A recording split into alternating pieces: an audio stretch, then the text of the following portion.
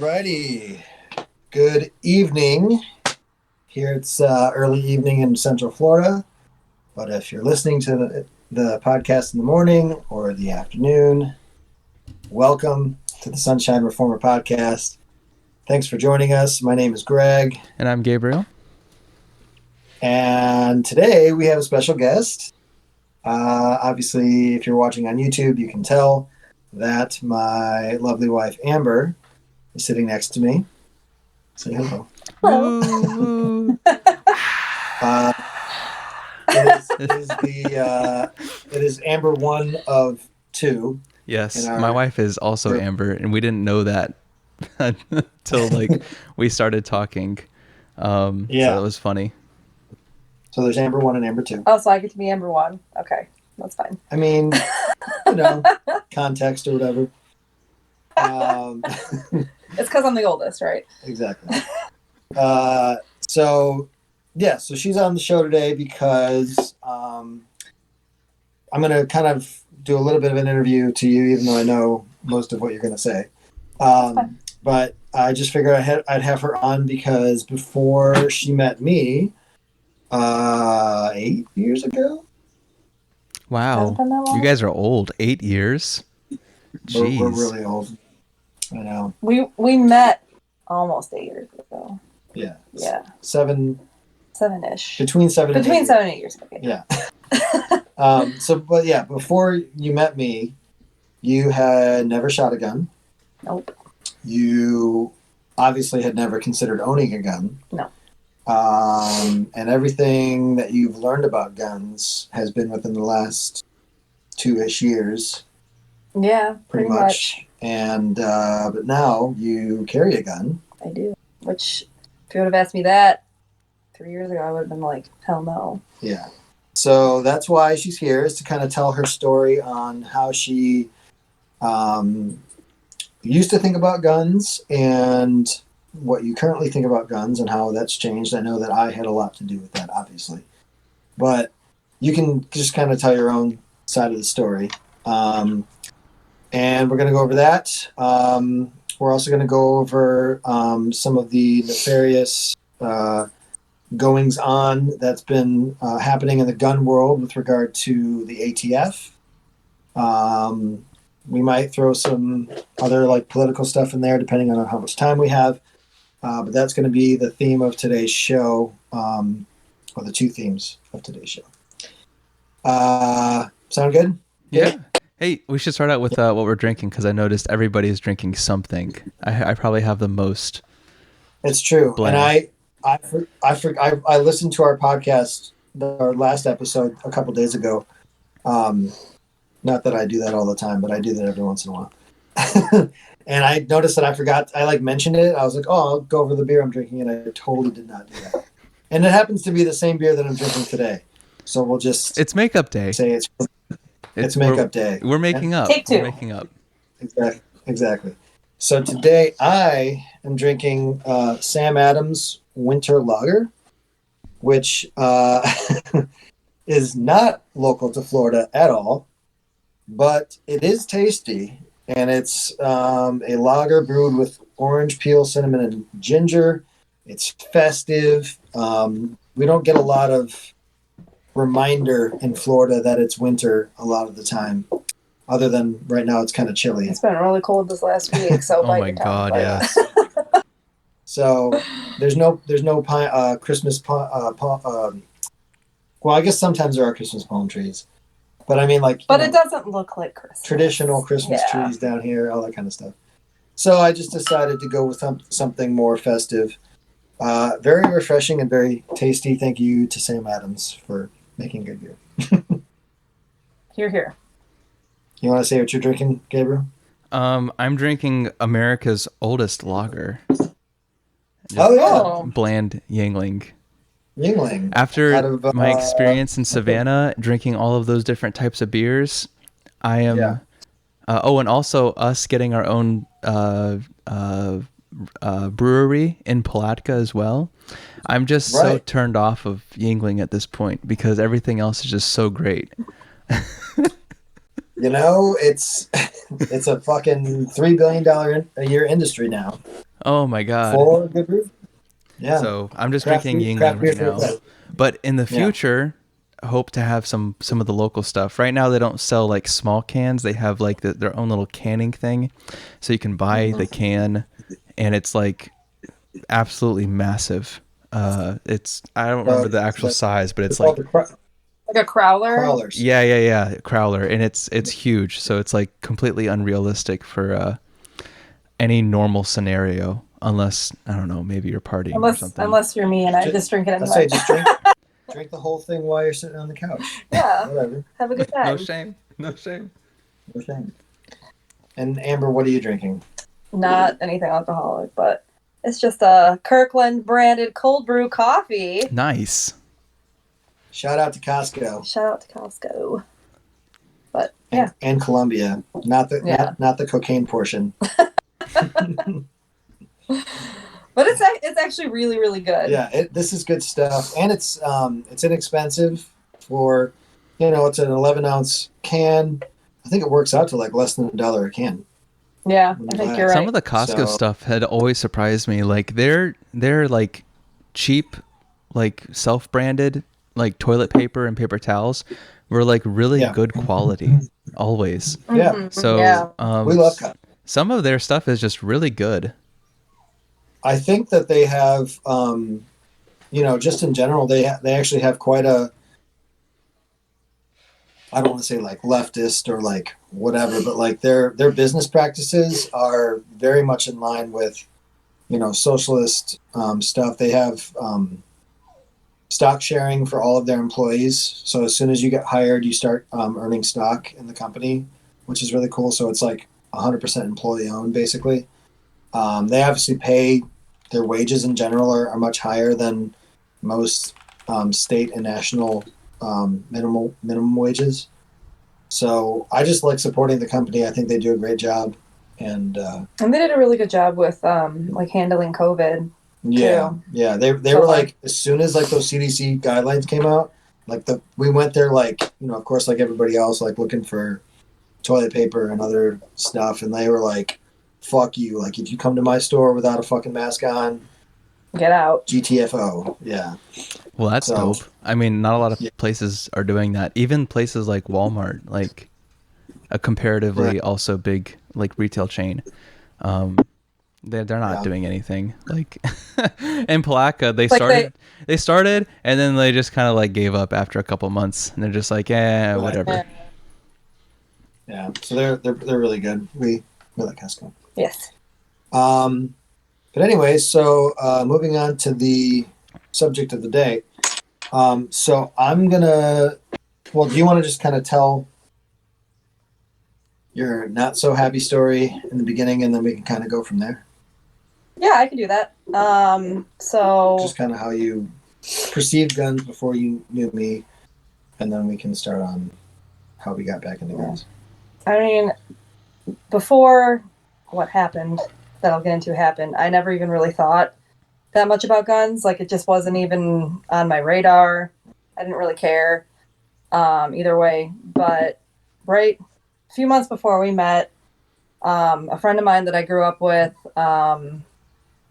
we were really close friends. She was one of my best friends that we met in middle school, and no one had any idea. She was one of the happiest people I hung out with. Was in school, had a job, just everything seemed really normal. And then she introduced you to a lot of bands. Yeah, like she was the person that got me into Fall Out Boy, which was how we ended up like becoming friends initially, because we said that we both really liked Fall Out Boy.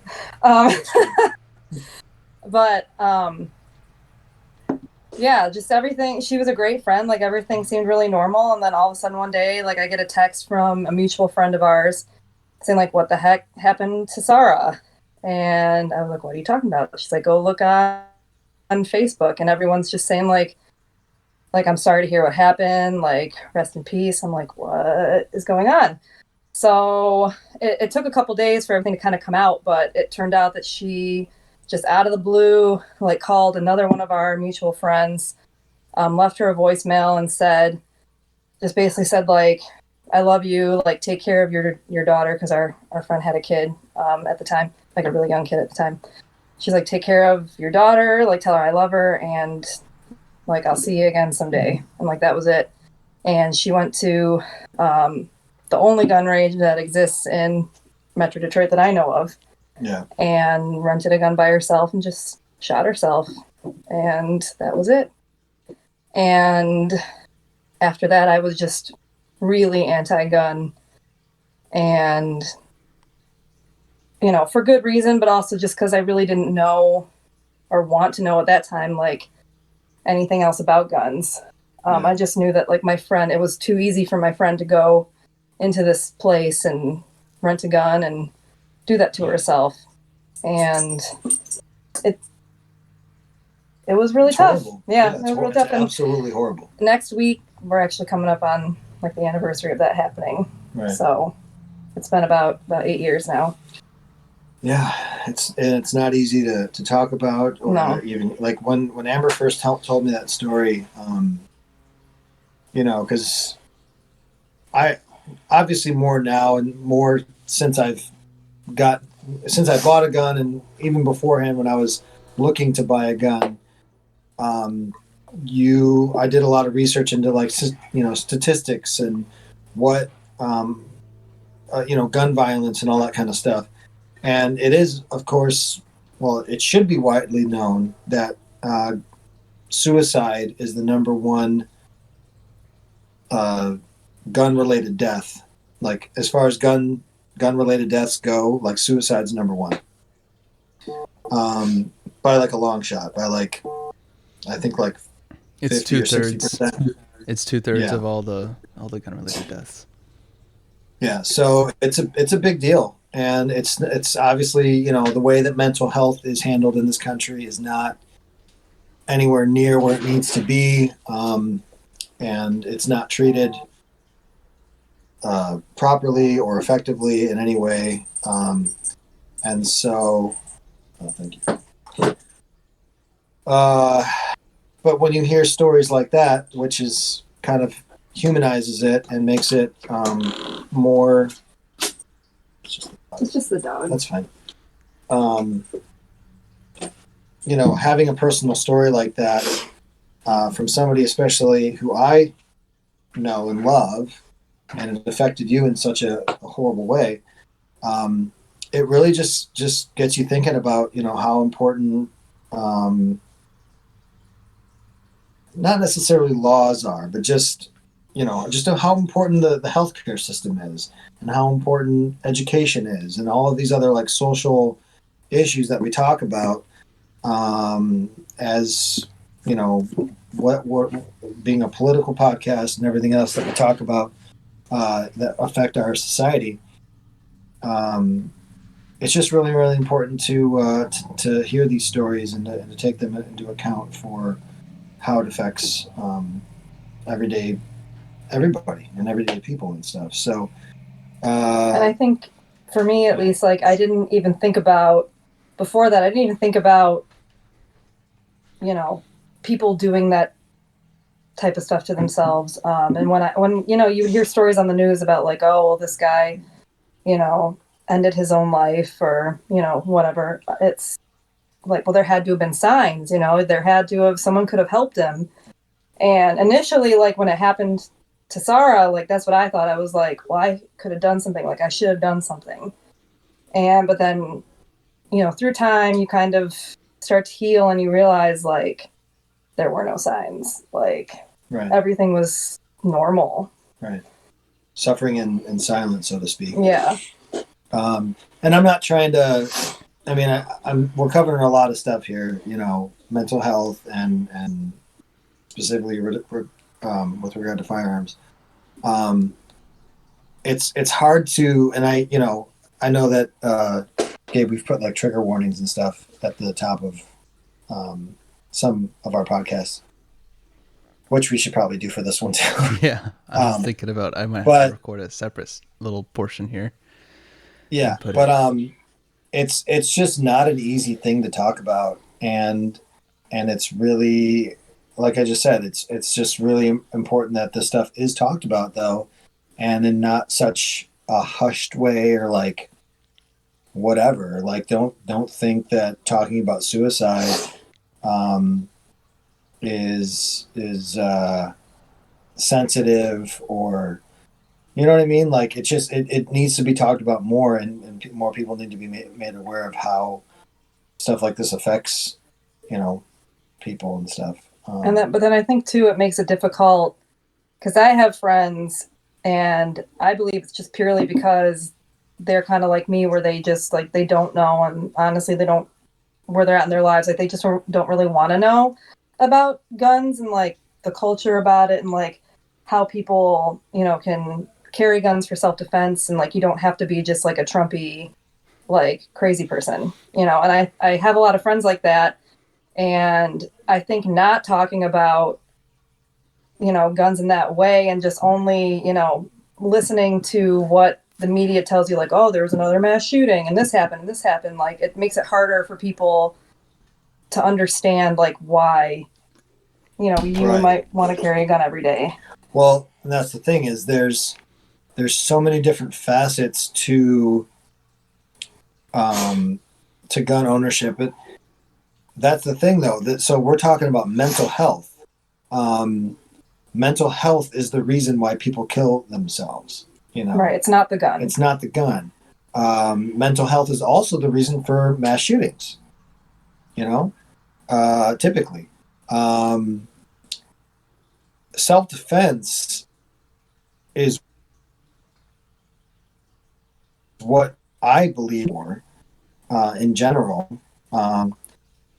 Sport. Right. That too.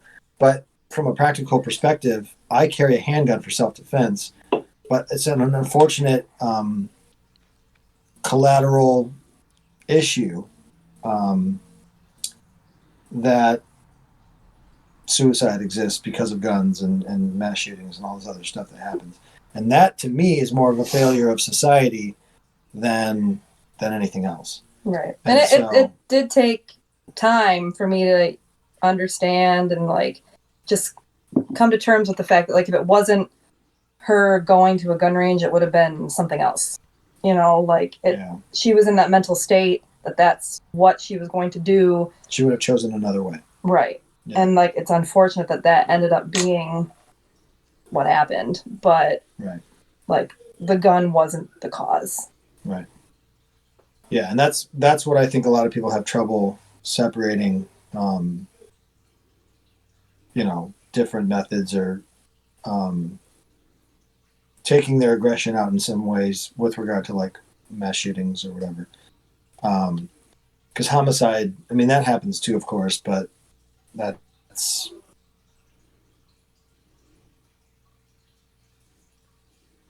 a separate issue. That's just violent. People. Just violent. So, did we lose Gabriel? You there? Uh-oh. Hello? Okay, you're good now. You paused for a second. It stopped, and then everything happened really fast. Yeah. Sorry. It looked like you were just listening very, very intently. Yeah. Well, I mean, I am. But then I realized I am, but then at the same moment, like everything, it was like, it's almost like you pause like a video and then you play it, but you play it on like 2x speed or something. That's what that's what it was like on this end. Yeah. So anyways, so that happened, and that was unbelievably unfortunate for you and all of her friends, and you know, so Amber told me about that early on in our relationship, and it wasn't necessarily that I was thinking about buying a gun at that point. We were still pretty broke at the time, and it wasn't until 2 years ago that I've talked about on the show, like how I came to wanting to own guns, but obviously living together, I had to do some convincing. Well, you just showed up at the house one day with a BB gun, and I was like, get that out of my house. Like, I wanted nothing to do with it. And it's true. Better to ask forgiveness than permission. What are you, a Catholic? Like, I've been like, no. Yeah. So yeah, that's what happened. Is I I initially was probably not as sensitive as I should have been, but so I got the BB gun, really just for kind of fun, whatever. But the more I looked into stuff, I should say BB gun for fun and also for training, because I figured having a BB gun is better than nothing at all.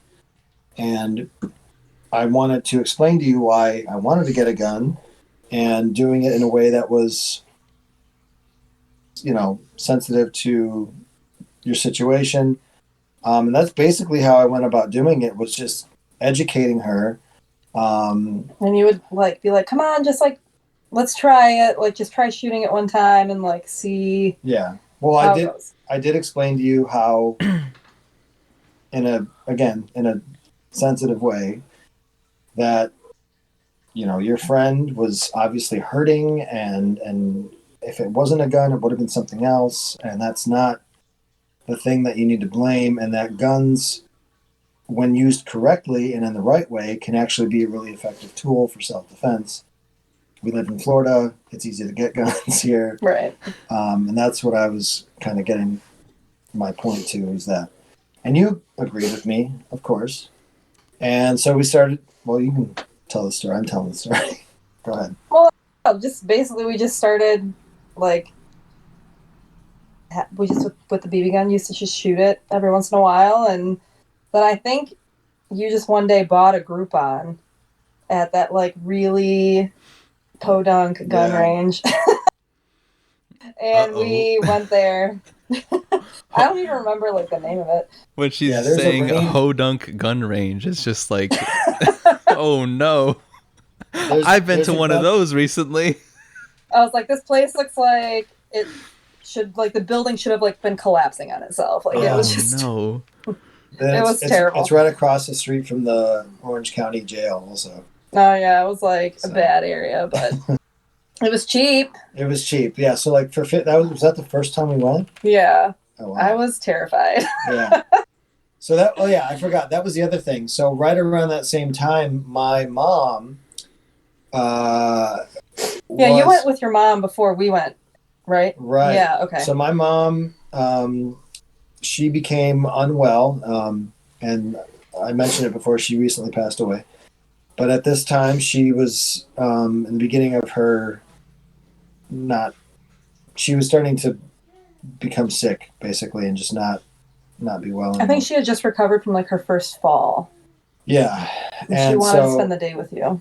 Right. And she asked me very poignantly and point blank, was like, I have never shot a gun before, Greg. You were in the military. Before I die, not that she knew, she still had a couple years at that point, but she said, bucket list kind of thing. I want to shoot a gun before I die. And I said, well, let's fucking go. Let's go to the range. And at this point, I did not own a gun, but I had been to military ranges and I knew what I was doing. And I took her and we shot some guns that day. And that was, I think for me, that was the big kicker in the that direction. really kind of sparked it. Then you're like, ooh, I want to go again. But that was after my little encounter that I had that I talked about on the show previous. So, yeah, so then I took you and then we went a couple more times. And I kind of showed you how to do things. And then do you remember the first gun that we bought? Was it the Walter, the 22? It was a 380. Oh, the 380. Okay, I couldn't remember. No, was it a 22? No, it was a 380. It was a 380? Okay. Yeah. That was the blue one, right? Yeah, it was a Walter PK 380. And for me, so this is actually a crazy thing on my end, but so that time that I took my mom to the range, do we have a visitor? We do have a visitor. Aw. Hi. Hi, Amber number 2. I said hi, Amber number 2. Number 2. Aw. Sorry, she just woke up. That's a very festive onesie. Oh yeah. Oh my god, it's a reindeer. I'm digging on it. It's hilarious. Sorry. She's very happy to see you. She just woke up. She came out with my wife. Cute kid. Just get a baby visit. I'm sure. I have been. I think I had Sean. Yeah. Uh-oh, we're forgetting. Gabriel. Oh, there Can you he hear is. me? Yeah. Dang. Yeah. Internet's So- not being nice today. No. Let's. I've already talked about how we got into gun ownership. Let's talk about. I want to just transition, just for sake of time. Transition from you've gone through a lot of carry guns.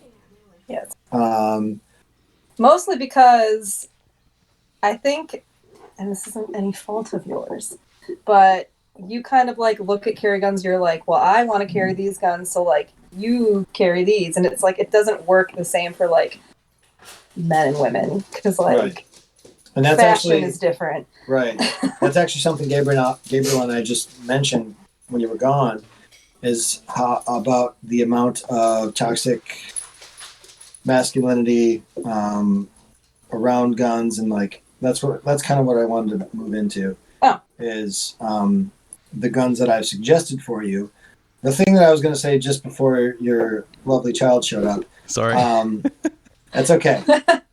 Is that when I first shot a 9mm handgun, I was used to the military handgun, which was the Beretta M9. I wasn't used to shooting a polymer framed handgun, which is what I shot for the first time with my mom, and I hated it. And I just wasn't, trained isn't the right word, but like I wasn't used to how like lightweight it was compared to the steel guns, the steel handguns. Mr. Bougie. Well, the ones that I shot in the military were not bougie. They were. Oh, they weren't. They had 100,000 rounds through I them. take it back. Yeah, the But military they are nice. beats the hell out of their stuff. Like That's true. Yeah, they but beat are it nice guns. to death. Yeah. So anyway, I initially did not like 9mm, and so my logic for us buying the 380 for you was that it was small. The 380 caliber is not quite as recoil sensitive. And I bought myself a Bursa, which is an Argentinian. I showed you at the range day, Gabriel. It's an Argentinian company and the gun that I had was based on the Walter PPK design, 380 double stack, which is the only 380 double stack on sale in the United States. So that was my deal for a long time, and then I just shot a lot more 9mm through renting, and that's kind of where I ended up. My first 9mm gun was the Taurus G2C. But for you, we've gone through 22 and 380. Everything okay? Yeah, baby's crawling now, so she's getting into everything. Trampled right over her while he was sitting up and knocked her down. No worries. You're okay. We'll just put him in his house. Well, the baby gate's up, so I'd have to throw him back over there. Okay. You can take the baby gate down too. Sorry.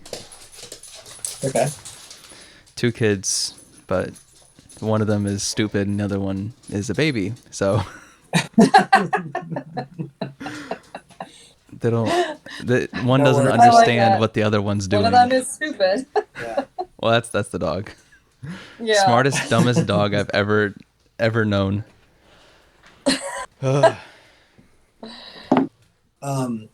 I'm rambling on. Basically, the TLDR is train as much as you can, shoot as much as you can. The thing that got me through 9mm was every single police officer and military person on the planet shoots 9mm, male and female. And so I was like, 9mm has to be like fine. Like what am I afraid of? Like, let's just shoot it more. And that's what I did. And that's what you did. And But just none of those guns work for carrying right. for me. Right. So this was again like 2.5-ish years ago. So you've had mostly 22s and 380s, right? So yeah. You've never had a 9mm for carry. Mm-mm.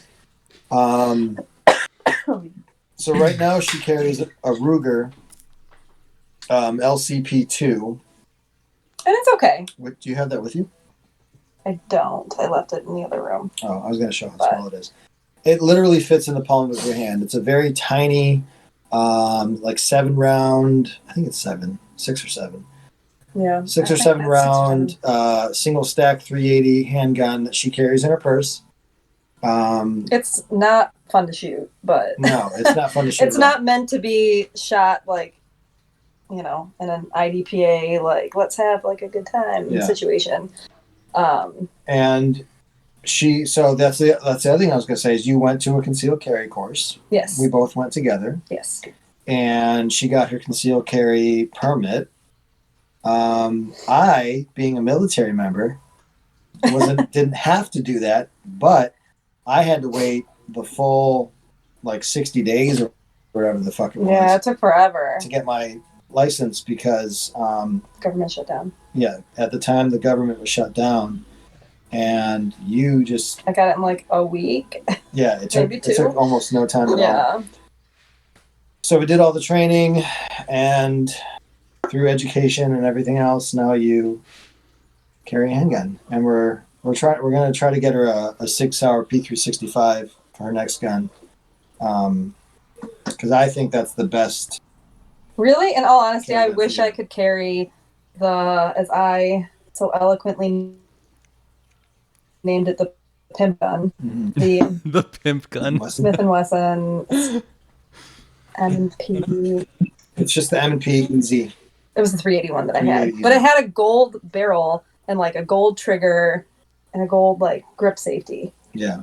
And it was gold. It was really cool, but it was too big. And I tried everything. I tried even a leg holster, but I wear a lot of dresses, and when I'd sit down, my dress would come up, and then it would be showing. I'm like, oh. Yeah, it's a great gun, and it's nice to shoot too. It's nice to shoot, but it's not really conducive to concealed carry, especially for women who wear, like you said, dresses or whatever. Yeah, I wear dresses and a lot of yoga pants, and it just doesn't. Yeah. So we're not going to get into all of the logistics of as a woman. So this is the thing that I wanted to mention about toxic masculinity, just real quick before we dive into something else. We've been talking for a long time. Yeah, I'm sorry. So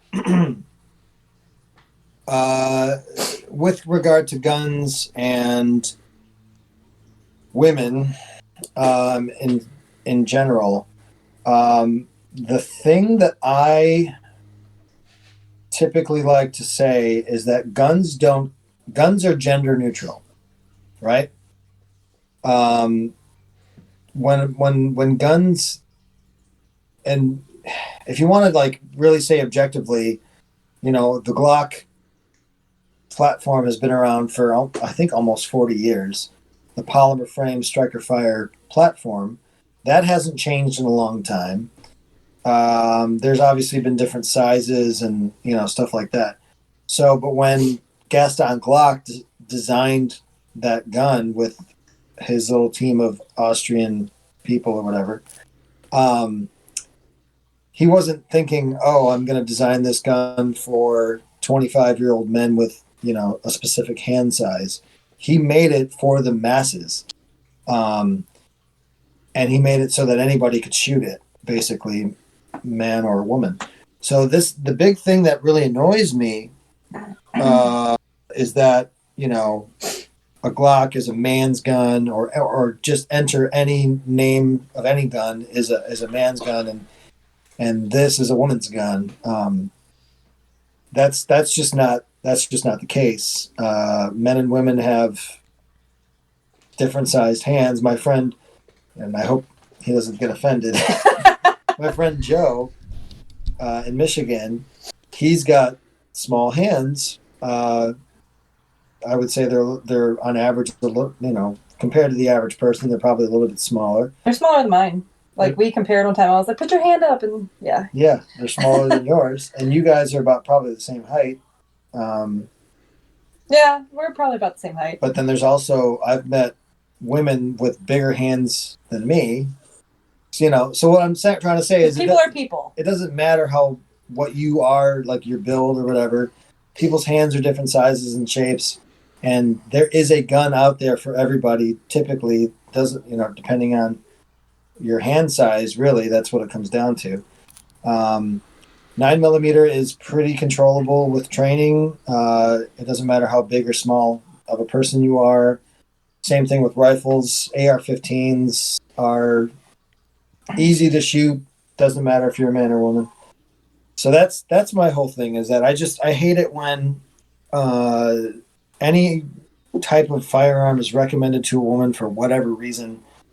Like, oh, you're just a little lady. Yeah, yeah. Like three.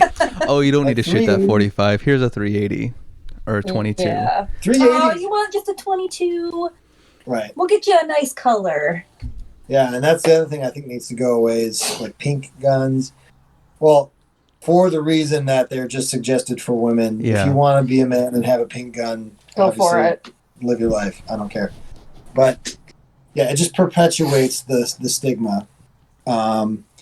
And so if you're out there listening and you are trans, or you're a man, or you're a woman, or whatever you are, Whatever you identify as.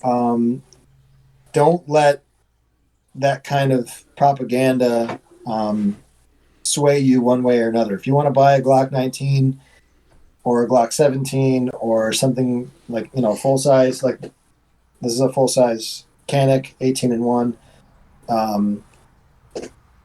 whatever, like buy whatever gun is comfortable for you and your hands and your, whatever. Don't let caliber get in the way. Don't let design or whatever. Just shoot.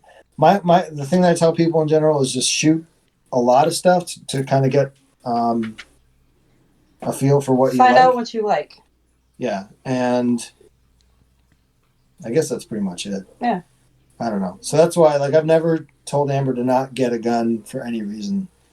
I just tell you to shoot what you like. Yeah. So. There's even other things too, like you said design, but there's also like accessory design too. So like when you're talking about specifically concealed carry, how easy is it to just go to a store and pick up like a concealed carry belt, or like even a holster, even if the holster just loosely fits your gun or whatever? It's so much easier to do that than it is to say like go out and try to go to those same stores to find a purse that was designed with concealed carry in mind. That's almost non-existent. You usually have to find that online. You can't just go to a store, or maybe even in some cases it's specialty made. So it's like even the design of accessories are even almost withheld, almost like to a certain degree. Like to the women market. Yeah. Or whatever. Yeah. There's like this, like, and I know like it's changing and everything now, but it's like, guns have been around for like over 300 years. Right. Yeah. We're doing it now. It's definitely, it's a problem. Like there's the stigma that's attached that like, guns are for men, period, or whatever. Like it's just, like you said, it is changing now. It's been changing probably within the last, probably longer than I think, but like really like the market for like women's, like we bought like where you just see like an ad for a gun and it's like portraying like men and women the same, not like men with like normal clothes and like a woman like in a bikini, like right, like the whole gun like thing. yeah. No, that's definitely a factor. So as far as carrying, so you do drills with your gun in your purse. Yeah. Right. So this is what I've always told Amber as far as being like, however you want to carry.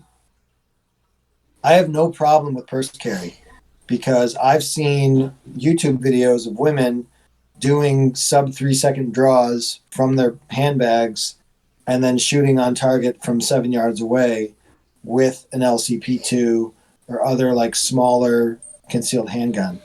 So all it is it comes down to training. So however you want, first of all, you just decide on how you want to carry, whether that's on body or in a purse, or I mean I guess you could do like the thigh holsters and stuff. I tried. There's people that do that. However you decide to carry, just take that and train that way as much as you can. If you can purse carry and, like I said, do a sub 3-second draw and then put shots on target downrange, then that's fine. Because I have like the Ruger that I have is small enough where it fits in its own pocket, like inside of my purse. Right. So it doesn't like just end up with all the other like crap that's in there, and I can get to it. Yeah. And I believe there is a manual safety on it. Or no? There's a trigger safety. Okay. Well, it's got a strong enough trigger pull. Mm-hmm. But nothing's getting into that pocket anyway. Like. Right. So that's the thing also about purse carry is I recommend either having a manual safety. If you're not, so this is just something I've heard because I didn't really know about it too much until she mentioned that's what she wanted to do. Having a manual safety without a holster, I'm okay with, because you literally have to manually put the safety down and then pull the trigger, and then that's how you're going to shoot. You're not going to have any accidental discharges. Typically you shouldn't. Incredibly rare circumstance that you would have an accidental discharge when you have a manual safety engaged. Right. So that's why I've heard, this is what I've heard from other people that know more than I do. No holster for purse carry.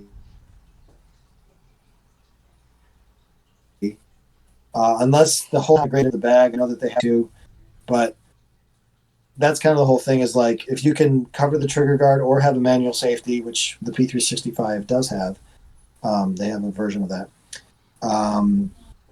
Or something with like a double action trigger pull, which I would also classify as kind of like a safety. That's what I would say for purse carry. One of those two things.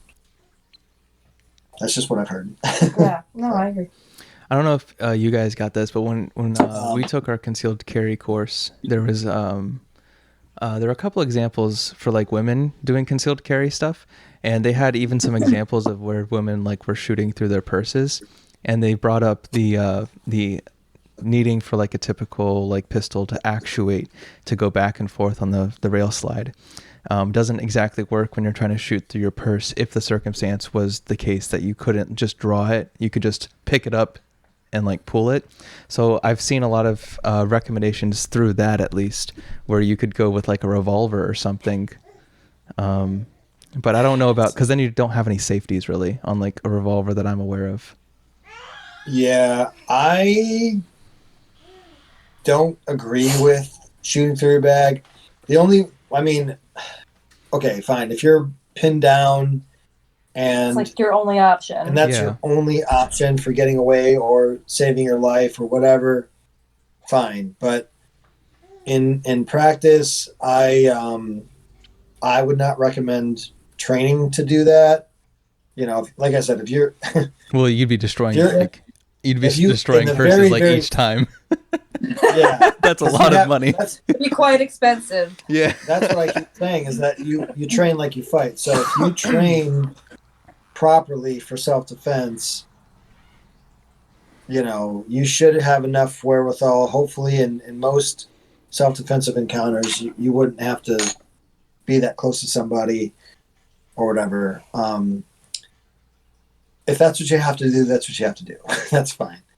As far as revolvers go, though, there's nothing wrong with a revolver, but there is something wrong with only suggesting a revolver to women for the reason of they are simple and you can't understand a semi-automatic and you can't handle, a Glock. And the little brassy brass won't fly your little facey face. Yeah, exactly. Like all that bullshit stuff that men typically say to their spouses, or I guess if you're a lesbian relation, I don't know. You know what I mean? Just like telling a woman for any reason. A lot of the time it's a man saying it to a woman. Yeah. telling a woman for any reason that they can't. That's what I was kind of getting at before. Is that guns are gender neutral. They don't care what you are, who you are. They function the same way for men and women. And if you are a decently smart person that knows firearm safety, then you can handle shooting a polymer frame striker fired handgun. No problem. I agree. Yeah. So, yeah, if you're gonna shoot through your bag, I don't want to because I like all my purses. I know so. you have some fancy handbags, limited edition. If I had to shoot through my Harvey's purses, I'd probably just rather die. I'm kidding. I'm kidding. Send it back to them. I'd be like, "Can you fix this bullet hole in my purse, please?" I guarantee What happened? you- I don't know. Just I was there one day. I woke up and there was a hole in it. I have no idea. The company that she's talking about, Harvey's in California, we've met the owners. They're like super cool people. Another company to support if you're looking for a really cool purse. They're made in America. Yep, they're all made in the USA. They pay their workers really well. I guarantee you, if you told them What happened? that you had to protect yourself and you defended yourself and you had to shoot through your bag, they'd either give you a new bag or they would fix They'd fix it, yeah. for free. Yeah, with those guys. Like, I almost died. Those guys are really cool. Yeah, they are cool. And they have a cool pocket that you can hand. That my gun fits into. They are unwittingly good carry bags. Yeah, they are. Because the pocket in there is pretty. It's perfect. Yeah, it's the pretty perfect size. Well, that's actually good. I mean, that's like a recommendation. Almost. Well, I mean, do you recommend it for that? I do. Well, Yeah. You carry in. It's the one model. Well, I have a couple different I know. I'm purse saying models. you have like different prints or whatever, but it's Yeah. the same style. Well, I have the bigger one, like the poster tote, and I don't know the name of the other one, but they all come with like the 3 pockets, and the middle one is like the perfect size for that Ruger. Probably 365. I've tried the 365 in there too. Yeah, it works. Yeah. So. Well, that's good to know. Yeah. Yeah, I definitely recommend them. I would say that's a recommendation. Yeah. We'll put a link in the description below for Harvey's. And they give military discounts too, so there you go. There you go. Even gooder. Yeah. So do you have anything else to add, or I don't think so. you like shooting guns? I do now, yes. That's good. What is your favorite gun that you've shot so far? Period. Ever. Doesn't even have to be a pistol. It could be anything.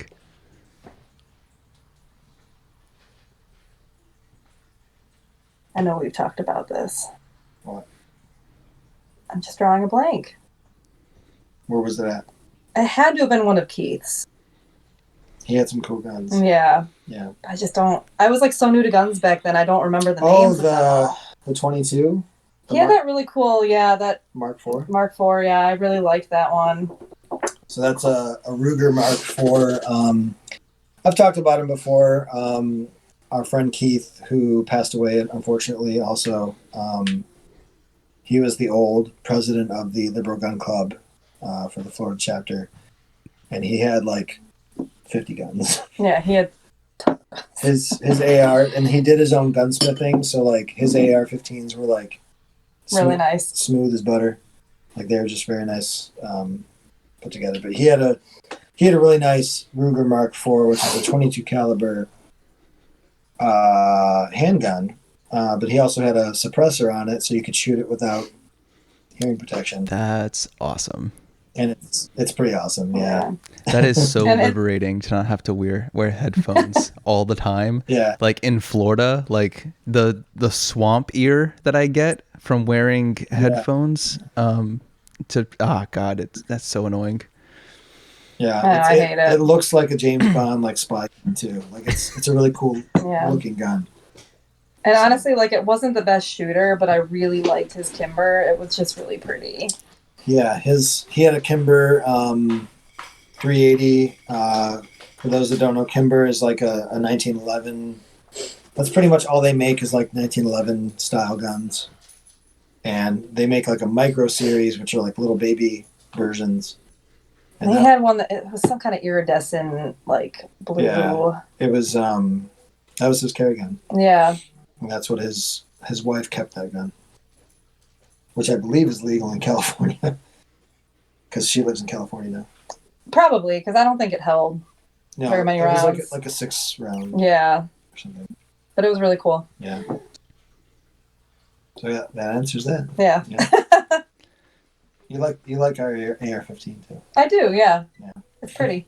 Because pretty is the name of the game. Exactly.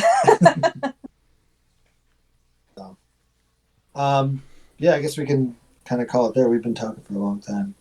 I kind of feel bad. I'm sorry. For what?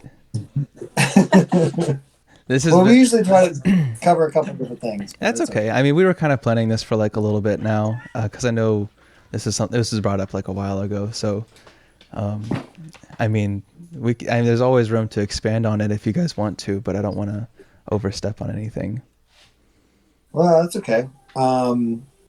Did you want to talk about? We can just transition to the government and the political side of things. You want to just cover? Did you bring the website up? Yeah, I did. Yeah, we could talk about this. Did you hear about this, Amber? Hear about what? Oh, I did not. either Amber, I guess. My wife's in the room too. I'll go right now. No, it's okay. There is a ghost gun company, as the Wall Street Journal puts it. It I was really the don't like that term. yeah. I don't like it either. It's the same thing as like defund the police. Like, it's not a good marketing term. No, it's You know? not. It's catchy. It's It's catchy. easy to remember, and that's probably why it's like so. I don't know, popular, I guess would be like a word for Right. it, but it's There's like, a better way to put it. it's just non-serialized guns. Right. Right. And for those who don't know, ghost gun is typically just a gun that was sold that's it's legally incomplete.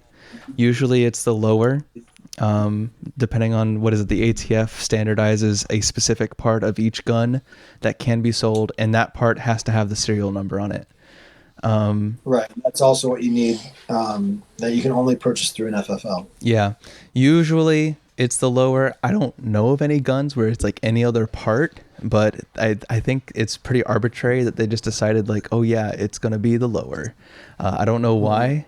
Maybe someone It's knows. the part that, for the AR-15, it's the part that houses the trigger assembly. Like that makes it go boom. Yeah. So it's like a, so big chunk of metal that you can buy the It's just- 80%. That's what they call it, 80% lower, which is why the company here, they're called Polymer 80, Yeah. Because it's 80%. because they're 80% complete guns. And you can buy do them.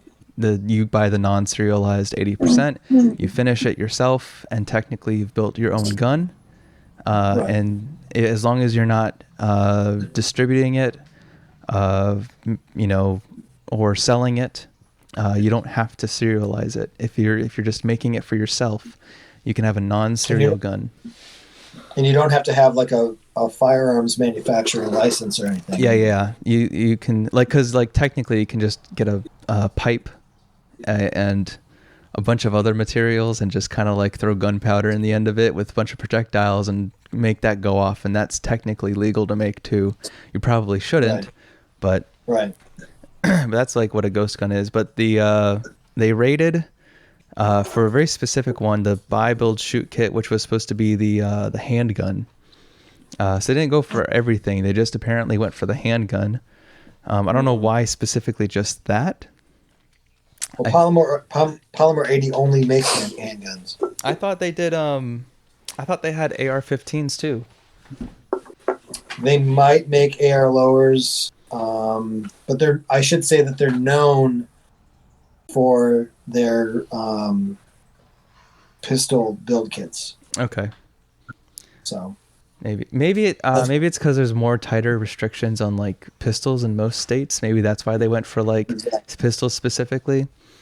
handguns are very. Yeah, they're definitely. I mean, you can conceal a handgun, of course. whatever. So I at don't least know. easier. It'll be interesting to see how this ends up playing out. Another court case thing. Maybe this is something that'll end up going to the Supreme Court. So what exactly did they do wrong? That's a good. They technically nothing. That's why I'm like confused as to why this happened. Well, let's read the article. I was skimming it like briefly, but Do you want to read it or do you want me to read it? I'll read it. I didn't know who you were asking. Thursday, Sorry. I was like, who are you asking?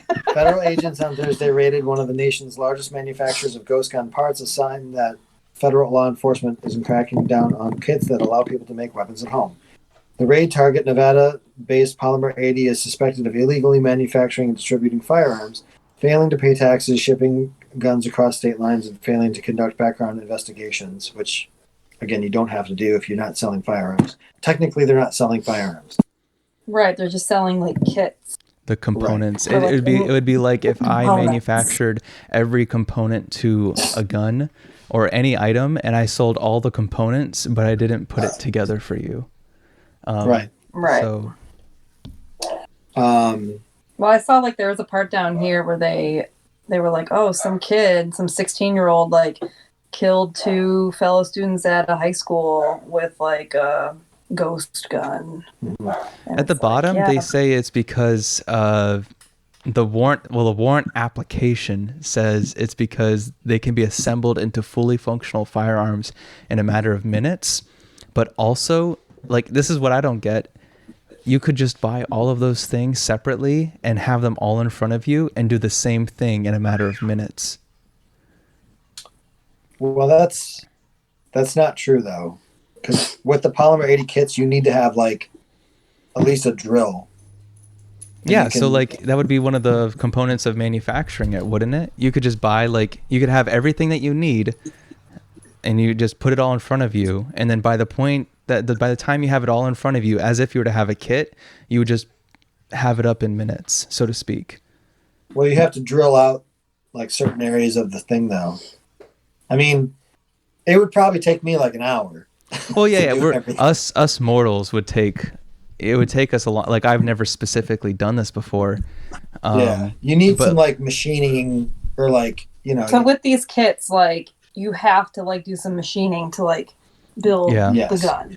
You have to, it comes with a jig, it's called, and you put the frame on the jig and you, like, just, like what's it called, a router? Like a drill router thing, and you like Yeah, like drill. you route out, like, the openings, and then Right. you drop in the trigger assembly, all of the screws and But springs. the trigger assembly you have to like buy separate. It You doesn't come can't- in the kit. Correct. You can buy all that stuff separate. You know, put the slide together, put the barrel, and The only Right, So difference between so then saying like they can be assembled in a matter of minutes, like isn't that not technically true? well, I a mean, matter like, you of probably could, probably like, 60 minutes. if you had like some experience doing it and you just knew exactly what you're doing, you could probably do it within a matter of minutes. But if you have experience doing it, you could just buy all the parts separately from different organizations or manufacturers and do the exact same thing, also in a matter of minutes. Even if it took a normal person, if they did the same thing except they bought it all separately and it took them like 60 minutes, it would take them 60 minutes with the build kit because you're buying the same things.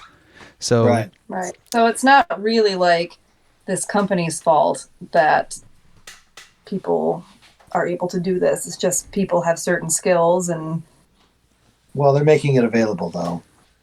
You know, and that's kind of what it comes down to legally is, you know, when does a piece of plastic or a piece of metal become a firearm?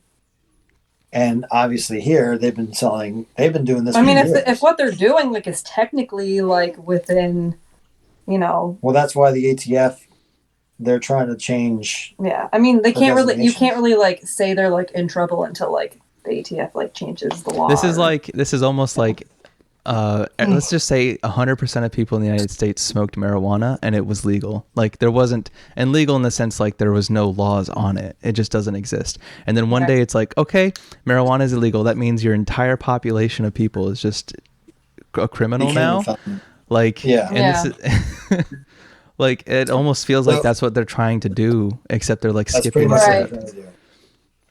Yeah.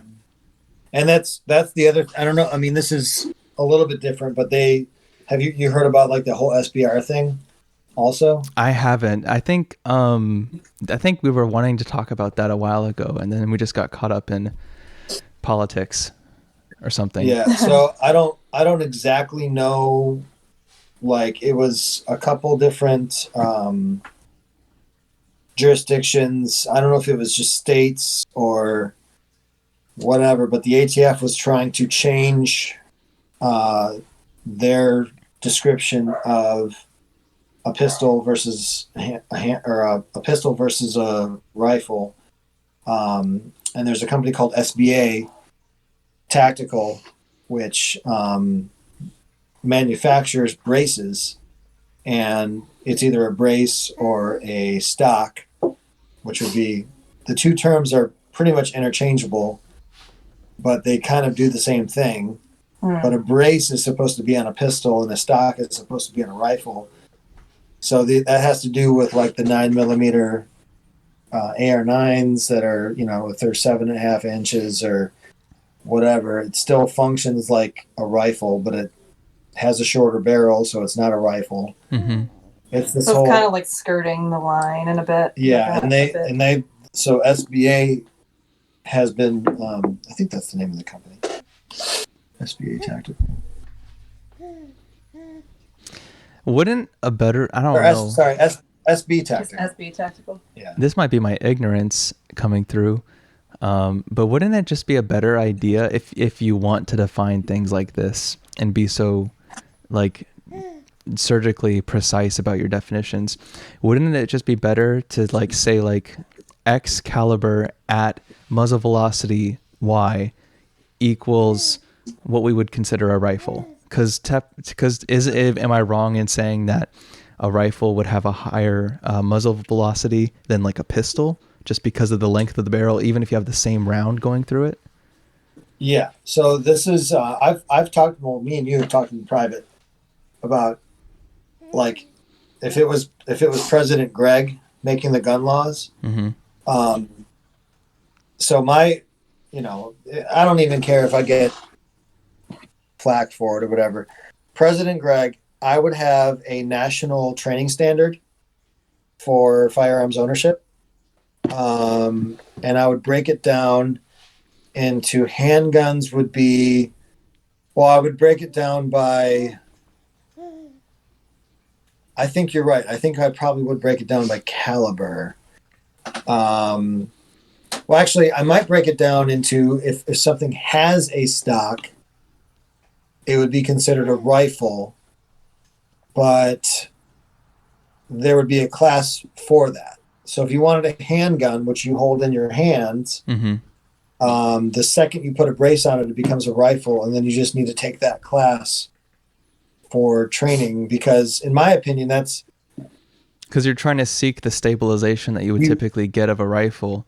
A handgun is supposed to be like, it's on your hip, like it was designed to be quick use, Right. short distance use.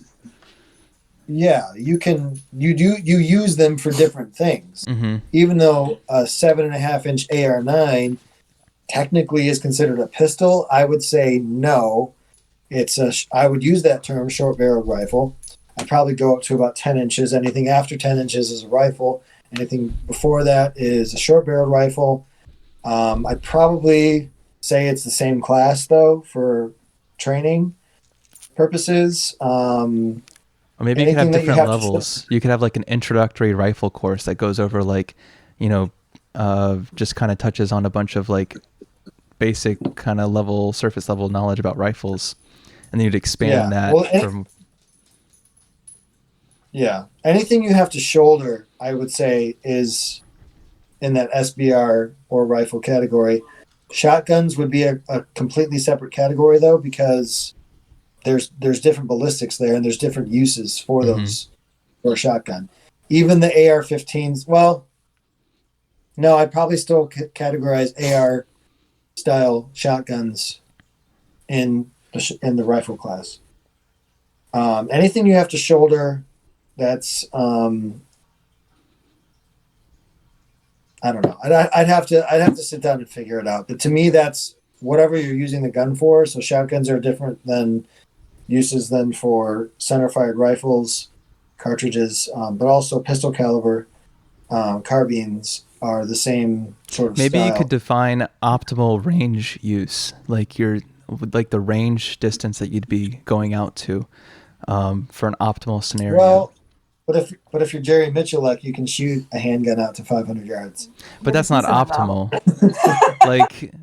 Like most normal people would person. not be optimal in that situation. Most people probably can't hit. I mean, with most guns, except for that Canik that I shot when we went out last month, most pistols, it takes me a while to like actually hit anything out to 25 yards because I just so far every pistol has like a very different feel. The Canik I was able to shoot out pretty far, but I feel like that's an exception, not the norm. Right. Yeah. I mean, it might be something like that, but for now, I'm just going to say if it's shoulderable and not a shotgun, that's one class. If it's a shotgun, that's another class. And if it's a handgun that you hold in your hands without a brace, that's another class.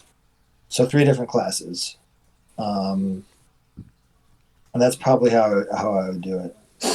And then I would definitely make silencers not so fucked up legally. Yeah, because I would love to have a silencer. That'd be so awesome for home defense. Oh, yeah, I think hearing protection is very important, and suppressors only make it easier to do that. And if you're in like a scenario in your house where someone's breaking in and you're trying to defend yourself, you may not think to put hearing protection on. Right. Well, like I wouldn't. I just like straight up like I wouldn't. Like I don't have time to put hearing. A, I don't have time to put hearing protection on. B, it's cumbersome. C, it inhibits my ability to hear more precisely, which I'm already in a heightened state. I don't need something hampering my senses, Yeah. So it just seems like a better solution would be to have a silencer. But I realistically, it's a great solution. Amber and I both keep electronic ears next to our beds, in the off chance that something happens. And we've actually, so I kind of call What did you call it? The Red Level Midnight? Is that what you called it? No, I call it Operation Tango. Oh, Operation Tango! I forgot. And we've done like training drills where I literally will time her. I'll have her laying down in her pillow, and I'll say, "Okay, go," and then she has to pop up, throw her ears on, flick the fucking little thingy on, and grab your gun and be ready. Oh, you forgot. Grab the dog. Put it in the bathroom. So our plan, and whatever, people can know it. I don't care. We'll grab our dog because he's doesn't have ear protection. Throw him in the bathroom. Shut the door. Hopefully whoever it is doesn't try to get in through that window. Yeah. Then you grab your ears and everything, and you've done it in 4 seconds, with your gun up and everything. I've done it in the same, and that's just for me. I can't afford a regular silencer right now. The Form ones are more affordable. But yeah, I don't want to lose my hearing over anything. I don't want to be physically. That's what we do. And that's what I recommend.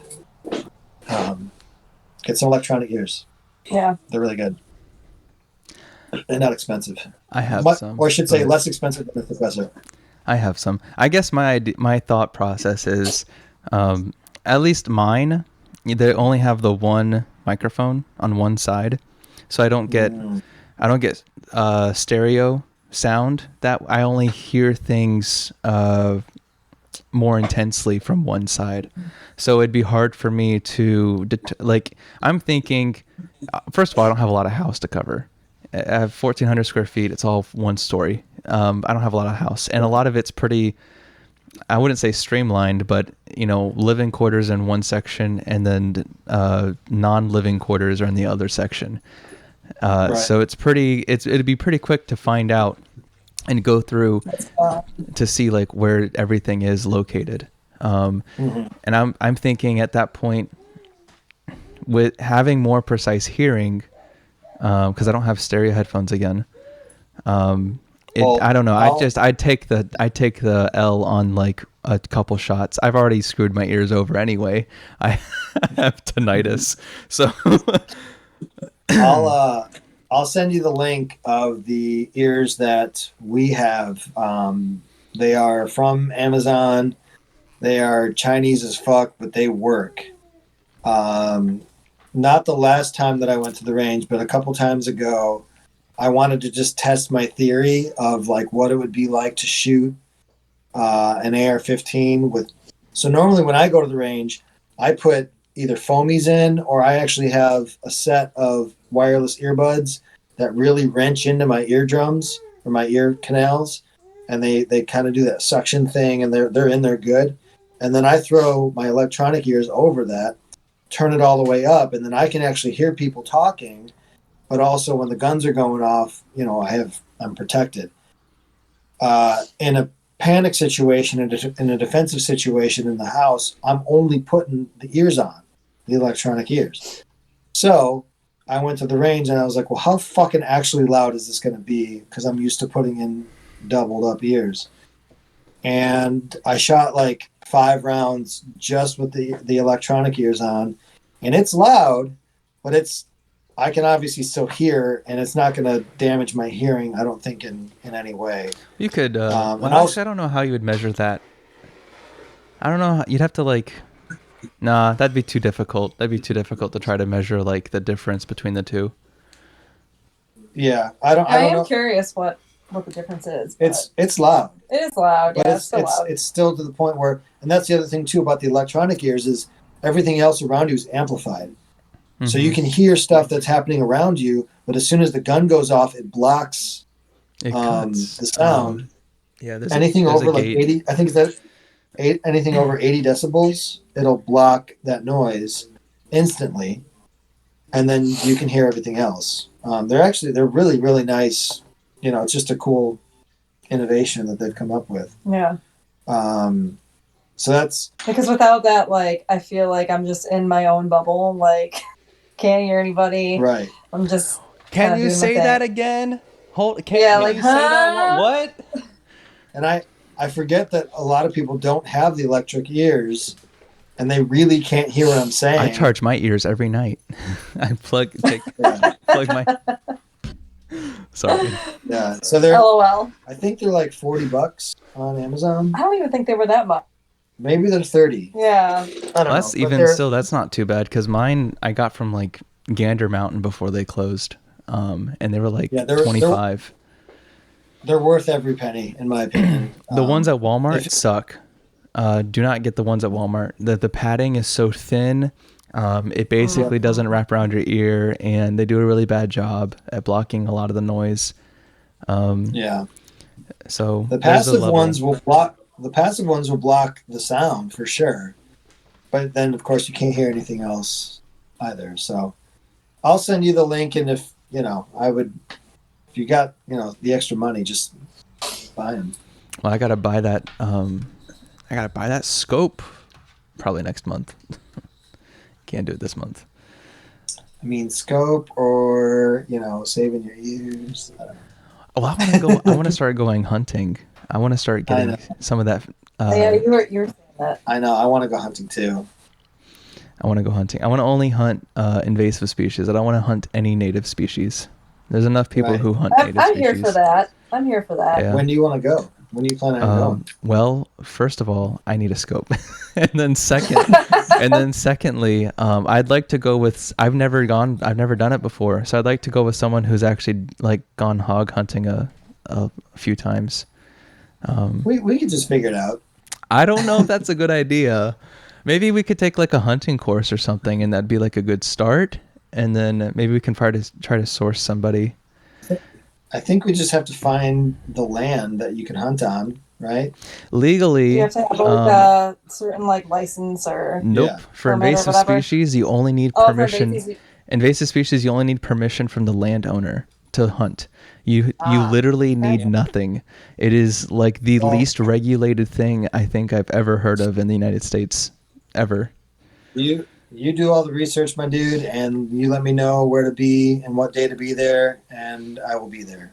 I'm just gonna try to find somebody. No, I'm saying find someone. Oh yeah. What? That's what I'm saying. You do the research. You find the person, And you'll come out. and I'll just tag along. Because there's also like the whole post-hunting part where you gotta like process the animal too.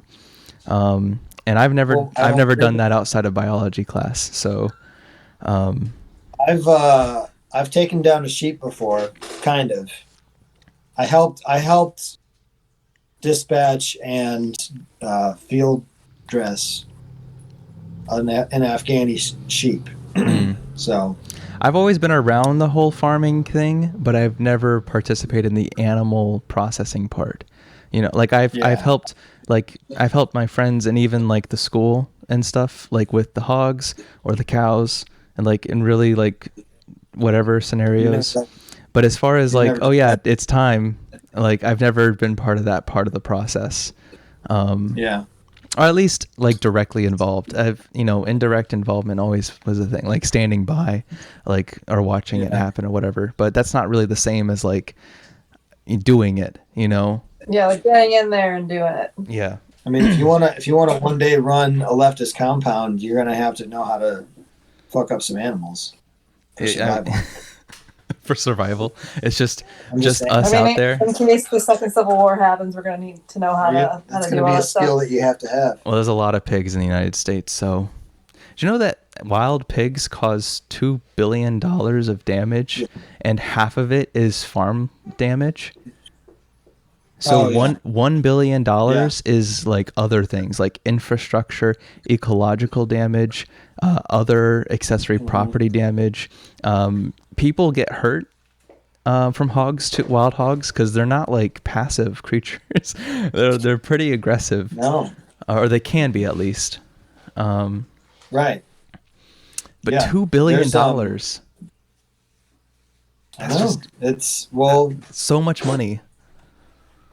I know. It's unbelievable. And that's why we have to kill them and turn them into bacon.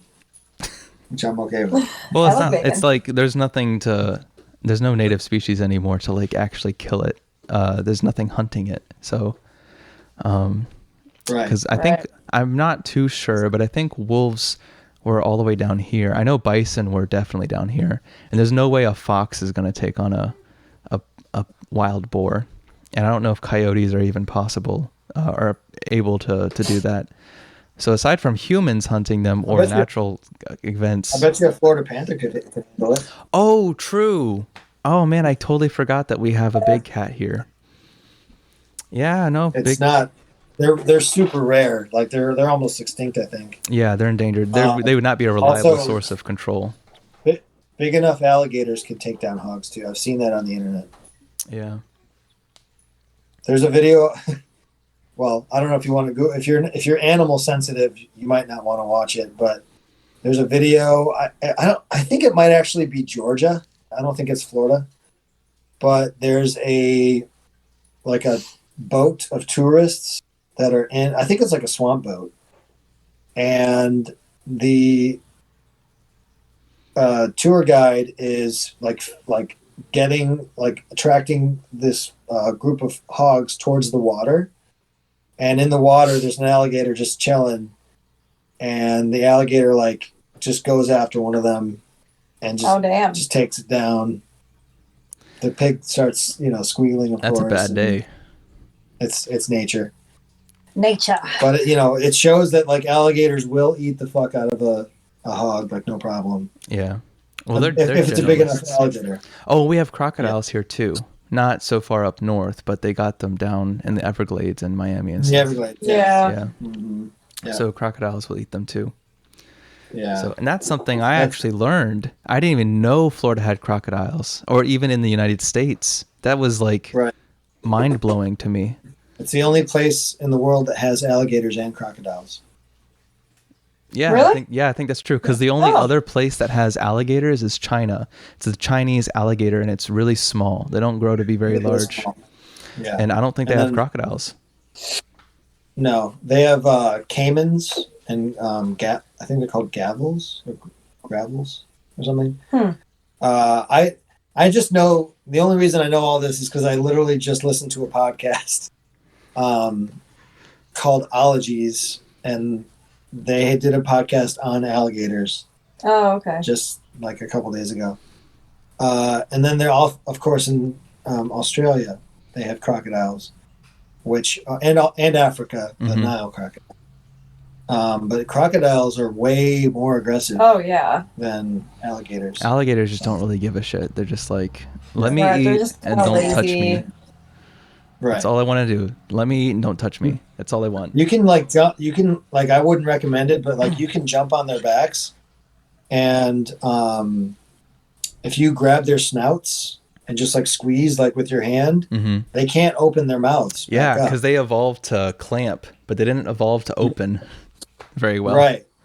And so you can, if it's a small enough alligator, you just grab it by the mouth, and then you can pick it up. And I mean, that's what the girl said on the show. She said, if obviously, don't recommend it, but It's they're their not that hard. it's their muscles. They don't. It doesn't quite work both ways. It's kind of like the great apes, and even some other like smaller apes, like chimpanzees and such. They like specifically great apes though. They'll have like a almost conical type head, and they have Right. smaller brains as a result. But the reason for that is because their muscles for their jaws are able to connect to all of the extra head space up there, and it allows their crushing to like become really intense. They have like really strong bite force because of it. Whereas like humans, we don't have that at all, because we evolved bigger brains and we lost that Right. musculature up in the head. We're turning into a nature podcast. I real know. quick. Well, it's just like there's just like so many different really cool things, in Florida and all that. We have to use guns to defend ourselves because we don't have the other we have to skills like we have claws to and we have to fend off the alligators and the 3,000 venomous snakes and Exactly. 4,000 venomous spiders, and we have crocodiles here. So Exactly. No, I'm all for it. However, I've now yawned like 3 times. And I yeah, think that's my body telling me that I got to be done with the podcast, and I need to go drink some coffee or something. beer will make you tired. It does. That's true. That's fair. Well, Amber, I was just going to say thank you so much for being on the podcast and sharing your story.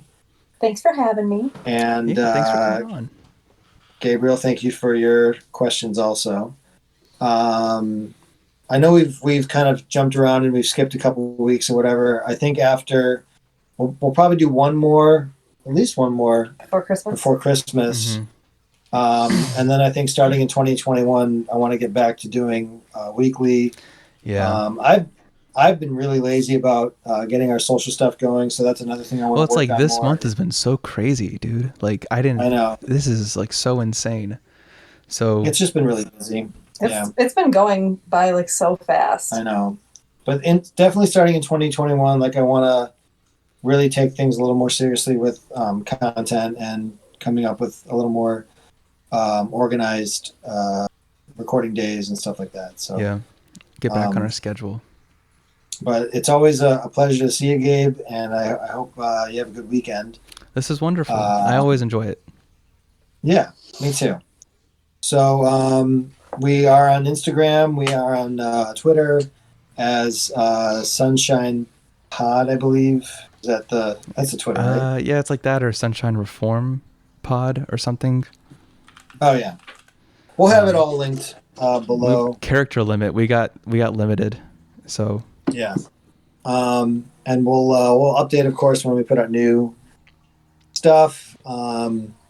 And like I say every time, thanks for everybody that's been listening and giving us feedback and stuff. We, of course, appreciate everybody.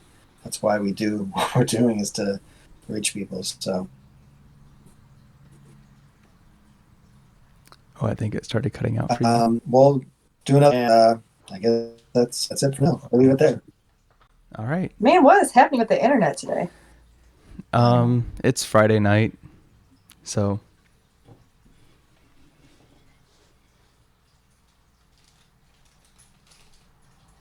yeah, it's cutting out really hard. Oh, there you are. Maybe. Hey, there we go. Okay. Hey. Anyway, God, Anyway. this is the worst outro ever. it's okay.